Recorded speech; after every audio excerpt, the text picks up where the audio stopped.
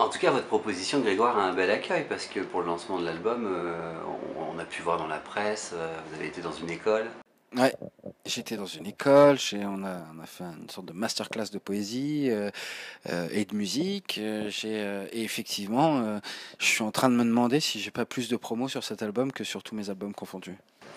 Alors justement, il y a aussi autre chose. Moi, je trouve que vous, en nous proposant ça, on a parlé des petits, mais si on parle des grands, des adultes, il y a une forme de nostalgie. On les a tous rencontrés, ces poèmes, quand on Ouais. était gosse.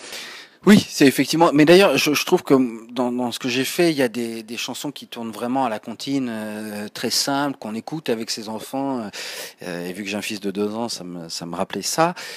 Et puis il y a toute une partie de l'album qui est quand même un peu plus adulte, avec des textes qui moi me touchent.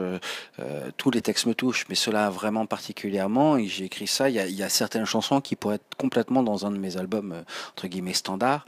Et donc j'ai fait. Je voulais pas forcément m'adresser qu'aux enfants. Après, il y a cette vertu entre guillemets éducative, pédagogique d'une certaine manière, mais à côté de ça, c'est vrai que je pense que les parents peuvent s'y retrouver et les grands-parents aussi en repensant, en se remémorant leurs années d'école. La poésie, c'est placer de la douceur dans la vie.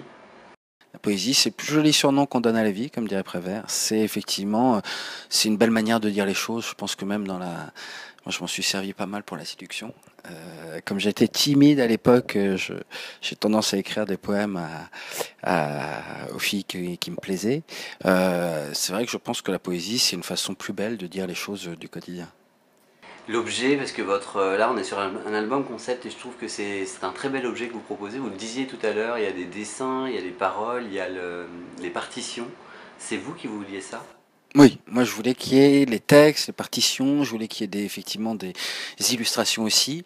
Après, j'allais dire c'était un travail collectif, c'est-à-dire qu'effectivement l'avantage de ce projet, c'est qu'il est né dans ma tête et qu'après, quand j'en ai parlé à une maison de disques, elle a tout de suite été dans la même démarche que moi, et donc forcément l'idée de qu'il y ait de l'encre, qu'il y ait des petits dessins, des choses comme ça, que ce soit un objet, étant donné que le propos on se sert quand même de supports qui sont les textes de grands poètes.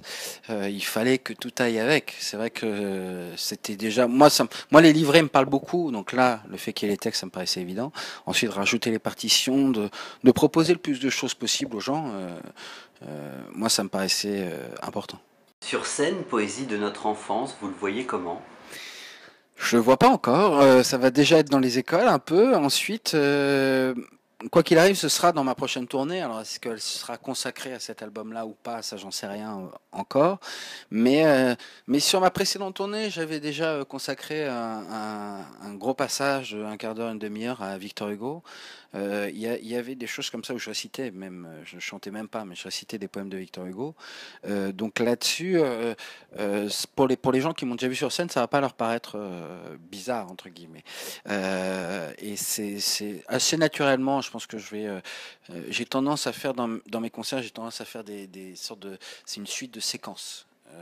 Et donc il y aura forcément une séquence poésie. C'est votre quatrième disque, mais c'est votre premier disque concept. Vous aimeriez bien en faire un autre dans ce genre-là? C'est le deuxième avec Théastal, je l'ai pas chanté, mais j'ai tout fait dessus. Euh, oui, c'est des concepts. En fait, c'est quand l'idée, moi j'ai envie de faire plein de choses différentes parce que je pense que comme tout le monde, au bout d'un moment, c'est comme un marin en mer. Hein, il a toujours envie de partir quand il est sur la terre et quand il est là-bas, il a envie de revenir. Mais donc il faut absolument.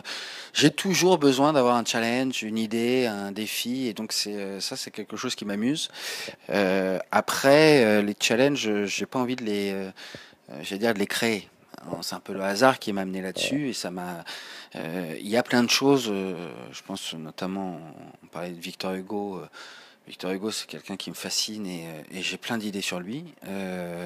Donc j'ai envie de faire quelque chose là-dessus. Après, si j'arrive à accoucher, on va employer un terme un peu, à accoucher dans 15 ans, ben, ce sera dans 15 ans dans l'idée. Et je ne veux pas me forcer.